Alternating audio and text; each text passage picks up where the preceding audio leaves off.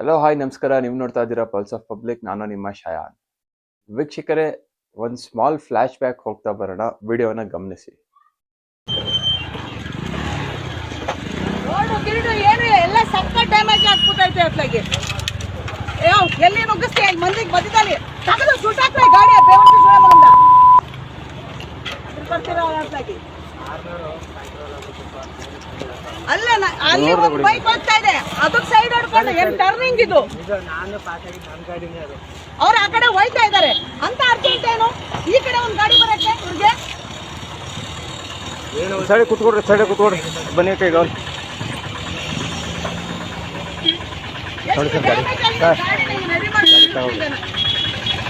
ನೋಡಿ ಇಲ್ಲೆಲ್ಲ ಹೋಗಿದೆ. ಈಗ ಹೆಂಗೆ ಗಾಡಿ ಡ್ಯಾಮೇಜ್.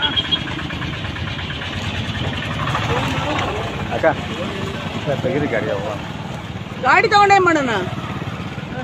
ಕೊಡ್ತೀಯ 50 ಲಕ್ಷ ರಿಪೇರಿ ಮಾಡ್ಸಕ್ಕೆ? ಬಂದು ನಿಂತಿರೋರು ಕೊಡಂಗಿದ್ರೆ ನ್ಯಾಯ ಮಾತಾಡಕ್ ಬನ್ನಿ. ಸರಿ, ನೀನ್ ಫೋನ್ ತಗೋಬೇಡ, ಇಡೋ ಹೇಳ್ತೀನಿ. ಗಾಡಿ ಹೇಳ್ತೇನೆ ಅವನು ಗಾಡಿ ಸೀಸ್ ಮಾಡೋ ಹೇಳ್ತೀನಿ.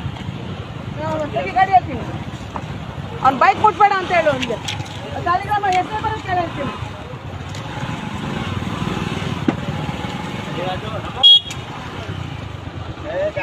ಗಾಡಿ ಸ್ಕೂಟ್ರ್ ಆಕ್ಸಿಡೆಂಟ್ ಏನೂ ಆಗಿಲ್ಲ ಸದ್ಯ. ಏನು ಆಗಿಲ್ಲ, ಕಂಟ್ರೋಲ್ ಮಾಡ್ಬಿಟ್ರು. ಕಂಟ್ರೋಲ್ ಮಾಡಿ 1.5 ಕೋಟಿ ಗಾಡಿ ಇದು. 1.5 ಕೋಟಿ ರೂಪಾಯಿ ಗಾಡಿ ತಗೊಂಡು ಡ್ಯಾಮೇಜ್ ಮಾಡಿಕೊಂಡು ಹೋಗಲ್ಲ. ಅಷ್ಟು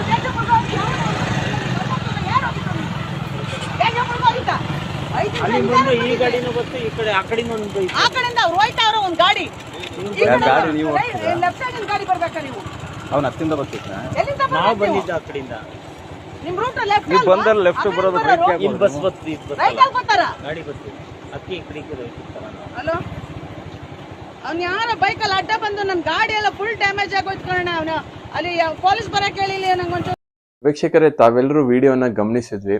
ಸುಮಾರು 2023ರಲ್ಲಿ ನಡೆದ ಘಟನೆ, ಎಲ್ರಿಗೂ ಚಿರಪರಿಚಿತವಾದ ಒಂದು ಘಟನೆ ಅಂತಾನೆ ಹೇಳ್ಬೋದು.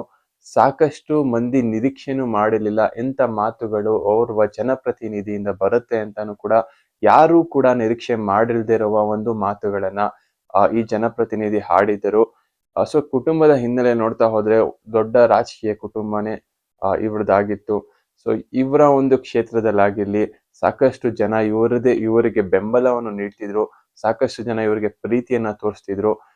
ಸೊ ಇವರ ಒಂದು ನೋಡಿದ್ರೆ ನಾವು ಹಾಸನ್ ಕಡೆ ಆಗಿರ್ಲಿ, ಈ ಕಡೆ ನಾವು ನೋಡ್ತಾ ಹೋದ್ರೆ ಸಾಕಷ್ಟು ಜನ ಇವ್ರು ಪ್ರೀತಿಸೋರಾಗಿದ್ರು.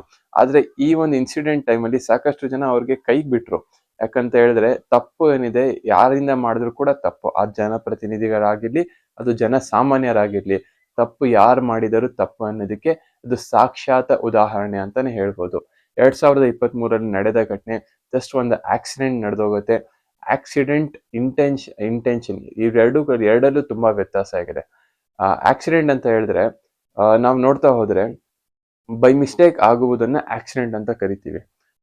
ಬೇಕಂತೂ ಅವ್ರು ನಾನು ಹೊಡಿಲೇಬೇಕು ಅಂತ ಬಂದ್ರೆ ಅದು ಇಂಟೆನ್ಷನ್. ಸೊ ಇದು ಇಂಟೆನ್ಷನ್ ಆಗಿರಲಿಲ್ಲ, ಕಂಪ್ಲೀಟ್ ಇದು ಆಕ್ಸಿಡೆಂಟ್ ಆಗಿತ್ತು. ಆಕ್ಸಿಡೆಂಟ್ ಓರ್ವ ಹಳ್ಳಿಯ ವ್ಯಕ್ತಿ ಗಾಡಿಯನ್ನ ಟಚ್ ಆದ ಕಾರಣ ಸೊ ಏನೋ ಅಷ್ಟೊಂದು ದೊಡ್ಡ ಏಟು ಆಗಿಲ್ಲ, ಮೇ ಬಿ ಸ್ಕ್ರಾಚಸ್ ಆಗಿರ್ಬೋದು, ಬಾನಟ್ ಹೋಗಿರ್ಬೋದು. ಆ ತರ ಒಂದು ಅಲ್ಲಿ ಒಳಗಡೆ ಯಾರಾದ್ರೂ ಇದ್ದವರು ಡ್ರೈವರು ಯಾರಾದ್ರೂ ತೀರೋಗಿದ್ದಾರೆ. ಇಂಥ ಒಂದು ಸಮಯದಲ್ಲಿ ಬಂದ್ರೆ ಆಕ್ಸಿಡೆಂಟ್ ದೊಡ್ಡದಂತ ನಾವು ಹೇಳ್ಬೋದು. ಜಸ್ಟ್ ಟಚ್ ಆದ ಒಂದು ಗಾಡಿಗೆ ಇಷ್ಟೊಂದು ಮಾತುಗಳನ್ನ ನಾವು ಕೇಳಿದ್ವಿ. 1 ಕೋಟಿಗಿಂತ ಹೆಚ್ಚು ನನ್ನ ಕಾರಿನ ಬೆಲೆ, ಸೊ ನಿಂದಿಷ್ಟು ಬೆಲೆ ಇದೆಯಾ, ಸೊ ಈ ತರ ಎಲ್ಲ ಮಾತುಗಳನ್ನ ನಾವು ಕೇಳಿದ್ವಿ. ಆದ್ರೆ ಥಿಂಕ್ ಬಿಫೋರ್ ಯು ಸ್ಪೀಕ್ ಅಂತ ಒಂದು ಇಂಗ್ಲಿಷಲ್ಲಿ ಒಂದು ಮಾತು ಹೇಳ್ತಾರೆ. ನಾವೇನು ಮಾತಾಡಿದ್ರು ಕೂಡ ಅದ್ರ ಮಾತಾಡೋಕ್ ಮುನ್ನ ಯೋಚನೆ ಮಾಡ್ಬೇಕಂತೆ. ಯಾವಾಗ ಏನಾಗಬಹುದು, ಯಾವಾಗ ಸಿಚುವೇಶನ್ ಹೇಗಿರುತ್ತೆ, ಸೊ ಇವೆಲ್ಲ ನಾವು ಮಾತನಾಡೋಕ್ಕಿಂತ ಮುಂಚೆ ಯೋಚನೆ ಮಾಡಲೇಬೇಕಾಗತ್ತೆ. ಸೊ ಆಗಿದ್ದೇನಂತ ಹೇಳಿದ್ರೆ ಈ ಕಾರ್ ಆಕ್ಸಿಡೆಂಟ್ ಆಯ್ತು. ತದನಂತರ ಹೋಗ್ತಾ ನೋಡಿದ್ರೆ ಸಾಕಷ್ಟು ಸೋಷಿಯಲ್ ಮೀಡಿಯಾದಲ್ಲಿ ಇವರ ಫಾಲೋವರ್ಸ್ ಏನಿದ್ದಾರೆ ಇವ್ರಿಗೆ ಒಂದು ಬೆಂಬಲವನ್ನು ಕೊಡೋದ್ ಬಿಟ್ರು. ಸೊ ಇದು ಸೆಕೆಂಡ್ರಿ. ಫಾಲೋವರ್ಸ್ ಬಿಡೋದು ಅದೆಲ್ಲ ಸೆಕೆಂಡ್ರಿ. ಒಂದು ರಾಜಕೀಯ ಹಿನ್ನೆಲೆಯ ಕುಟುಂಬ. ಸೊ ತಾತ ಬಂದು ಮಾಜಿ ಪ್ರಧಾನಿ ಆಗಿದ್ರು. ಪ್ರಜ್ವಲ್ ರೇವಣ್ಣ, ಸೂರಜ್ ರೇವಣ್ಣ ಎಲ್ಲರೂ ಕೂಡ ಒಂದು ರಾಜಕೀಯ ಹಿನ್ನೆಲೆ ಇರುವ ಒಂದು ವ್ಯಕ್ತಿಗಳಂತಾನೆ ಹೇಳ್ಬೋದು. ಸೊ ಹಾಸನ್ ಕಡೆ ಸಾಕಷ್ಟು ಬೆಂಬಲನೂ ಕೂಡ ಇವ್ರಿಗಿತ್ತು. ಜನಪ್ರತಿನಿಧಿ ಅಂತಾನೆ ಕರ್ಸ್ಕೊಂಡಿದ್ರು. ಆದ್ರೆ ಇವತ್ತಿನ ಪರಿಸ್ಥಿತಿ ಹೇಗಿದೆ ಅಂತ ಹೇಳಿದ್ರೆ ಇವರನ್ನ ಎಲ್ಲರೂ ಕೂಡ ಧಿಕ್ಕರಿಸಿ ನೋಡುವ ಒಂದು ಪರಿಸ್ಥಿತಿ ಉಂಟಾಗಿದೆ. ಯಾಕಂತ ಹೇಳಿದ್ರೆ ಸೂರಜ್ ರೇವಣ್ಣ ನೀವು ನೋಡ್ಬೋದು. ಸೊ ಲೈಂಗಿಕ ದೌರ್ಜನ್ಯ ಕೇಸಲ್ಲಿ ಬೇಲ್ ಮೇಲೆ ಆಚೆ ಇದ್ದಾರೆ. ಪ್ರಜ್ವಲ್ ರೇವಣ್ಣ ನೀವು ನೋಡ್ಬೋದು. ಸೊ ಈ ತರ ಒಂದು ದೌರ್ಜನ್ಯ ಮಾಡಿ ಜೀವಾವಧಿ ಶಿಕ್ಷೆಯನ್ನ ಅನುಭವಿಸ್ತಿದ್ದಾರೆ. ಸೊ ಅವರು ಇವಾಗ ಆಕ್ಚುಲಿ ಒಂದ್ ಮಾತು ಹೇಳಿರ್ತಾರೆ ಭವಾನಿ ರೇವಣ್ಣ ಅವರು, ನನ್ನ ಕಾರಿಗಿಂತ ನನ್ನ ಕೋಟಿ ಕಾರಿಗಿಂತ ನಿನ್ನ ಪ್ರಾಣ ಮುಖ್ಯ ಅನ್ನೋ ಒಂದು ಮಾತು ಹೇಳಿರ್ತಾನೆ. ಇದನ್ನ ನಾವು ರಿಲೇಟ್ ಮಾಡ್ಬೇಕಾಗತ್ತೆ. ಯಾಕೆ ರಿಲೇಟ್ ಮಾಡ್ತಿದೀವಿ ಅಂತ ಹೇಳಿದ್ರೆ, ಸೊ ವೀಕ್ಷಕರೇ ನೋಡಿ, ಯಾವ ಸಮಯ ಹೇಗಿರುತ್ತೋ, ಯಾರ ಮನಸ್ಸು ಹೇಗಿರುತ್ತೋ ನಾವು ಅದನ್ನ ನಿರೀಕ್ಷೆ ಮಾಡೋಕ್ಕಾಗಲ್ಲ.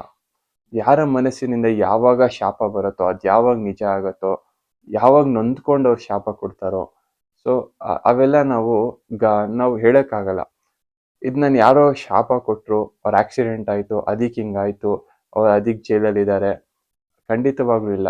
ಅವ್ರು ಮಾಡಿರುವ ಒಂದು ತಪ್ಪಿನ ಶಿಕ್ಷೆಯನ್ನ ಅವರು ಇವತ್ತು ಅನುಭವಿಸ್ತಿದ್ದಾರೆ. ಅವ್ರು ಮಾಡಿರುವ ಒಂದು ಹ್ಯಾರಾಸ್ಮೆಂಟ್ ಏನ್ ಮಾಡಿದ್ದಾರೆ, ಆ ಕೇಸಿಂದ ಅವ್ರು ಇವತ್ತು ಒಳಗಡೆ ಇದ್ದಾರೆ. ಇವಾಗ ಸೂರಜ್ ರೇವಣ್ಣ ಆಗಿರ್ಲಿ, ಪ್ರಜ್ವಲ್ ರೇವಣ್ಣ ಆಗಿರ್ಲಿ, ಸಾಕಷ್ಟು ಕೋಟ್ಯಾಂತರ ರೂಪಾಯಿ ಇದೆ ಅವ್ರ ಹತ್ರ, ಇಲ್ಲ ಅಂತ ಇಲ್ಲ. ಆದ್ರೆ ಅವರು ಕೋಟ್ಯಾಂತರ ರೂಪಾಯಿ ಇದ್ರೂ ಕೂಡ ಇವಾಗ ಆಚೆ ಕರ್ಕೊಂಬರಕ್ಕಾಗತ್ತಾ? ಖಂಡಿತವಾಗ್ಲೂ ಇಲ್ಲ. ಪ್ರಜ್ವಲ್ ರೇವಣ್ಣ ಅಂತೂ ಜೀವಾವಧಿ ಶಿಕ್ಷೆಯಲ್ಲಿ ಒಳಗಡೆ ಇದ್ದಾರೆ. ಕೇವಲ ಒಂದೇ ಒಂದು ಪ್ರಕರಣ ಪ್ರೂವ್ ಆಗಿದೆ. ಸೂರಜ್ ರೇವಣ್ಣ ನೋಡಿದ್ರೆ ಅವರು ಕೂಡ ಲೈಕ್ ಹರಾಸ್ಮೆಂಟ್ ಮಾಡಿದ್ದಾರೆ. ಅದು ಪುರುಷರ ಮೇಲೆ ಹರಾಸ್ಮೆಂಟ್ ಮಾಡಿರೋ ಒಂದು ಕೇಸ್ ಮೇಲೆ ಆಚೆ ಇದ್ದಾರೆ. ಈ ವಿಡಿಯೋ ಮಾಡುವ ಒಂದು ಉದ್ದೇಶ ಏನಂತ ಹೇಳಿದ್ರೆ, ಯಾರಿಗೋ ಒಬ್ರಿಗೆ ಹರ್ಟ್ ಮಾಡೋದು ಅಥವಾ ಯಾರಿಗೋ ಒಬ್ರು ಇಂಟೆನ್ಷನಲ್ಲಿ ಅವ್ರಿಗೆ ವಿರುದ್ಧ ಮಾತನಾಡೋದು ಖಂಡಿತವಾಗ್ಲೂ ಇಲ್ಲ. ನನ್ನ ಒಂದು ಇಂಟೆನ್ಷನ್ ಏನಂದ್ರೆ, ಯಾರಾದ್ರೂ ಕೂಡ ಮಾತನಾಡುವ ಮುಂಚೆ ನಾವೆಲ್ಲರೂ ಕೂಡ ಯೋಚನೆ ಮಾಡಿ ಮಾತನಾಡಬೇಕು.